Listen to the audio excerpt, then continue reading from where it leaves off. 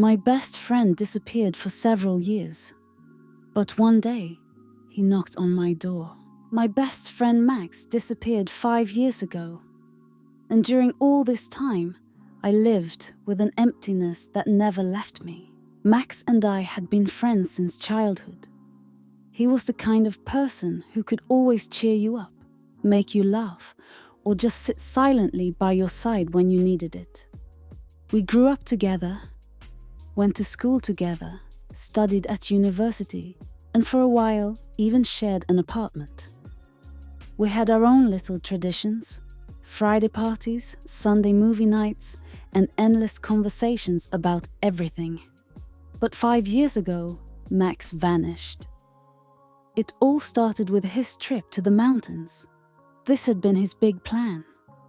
To take a break from work, find inspiration in nature, and capture photos he could be proud of. He was so excited. In the week leading up to the trip, he called me multiple times, asking what to pack, and joking that he'd bring back rocks as souvenirs. We laughed. The last time I saw him, he looked happy, almost serene. He promised to call as soon as he returned. We stayed in touch throughout his trip. Max sent breathtaking photos of the mountains, goofy selfies, and even short videos. The last message I got from him was a voice note. "I'm almost home, Liza. Just wait. I'll show you everything I've shot and you'll be so jealous." I smiled as I listened to his voice, but I never saw him again. A few days after his last message, I began to worry.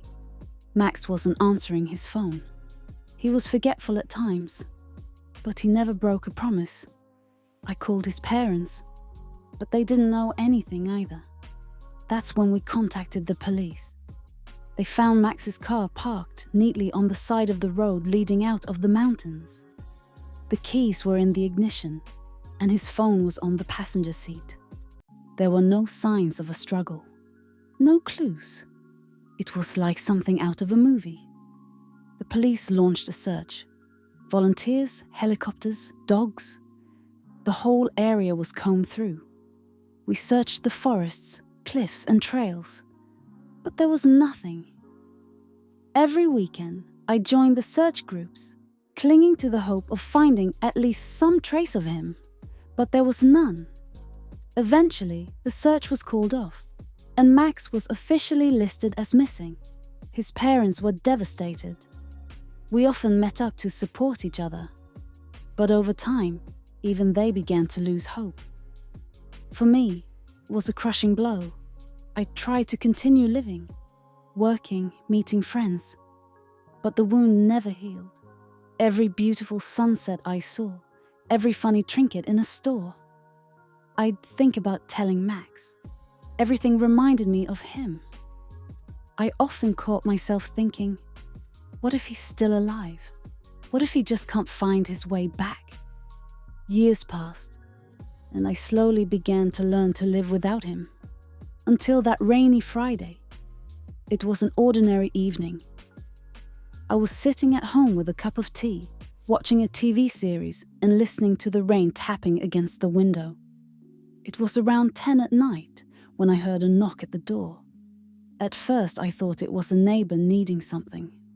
But the knocking came again, louder and more insistent.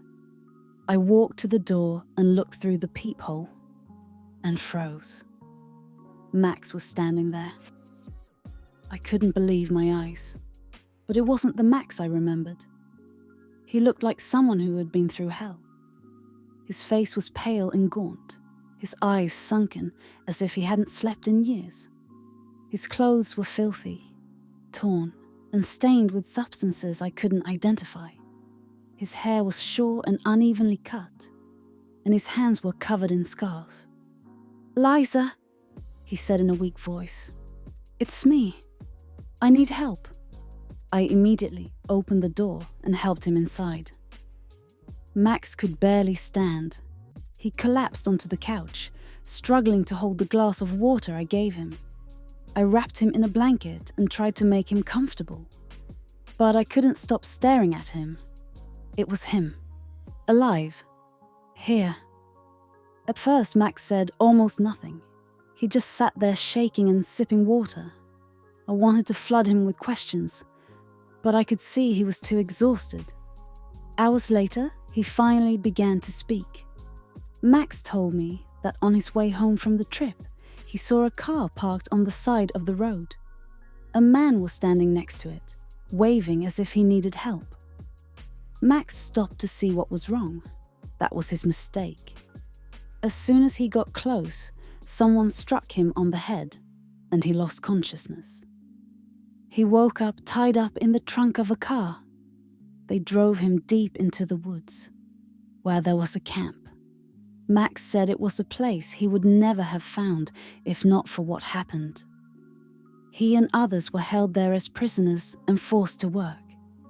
They were made to build structures, dig pits, and do grueling manual labor. Any attempt to escape was met with brutal beatings. Max tried to escape several times but was always caught. He described how fear became his constant companion, how hope dwindled day by day. But one day, after a severe storm, the guards let their guard down. Max and another prisoner seized the chance to run.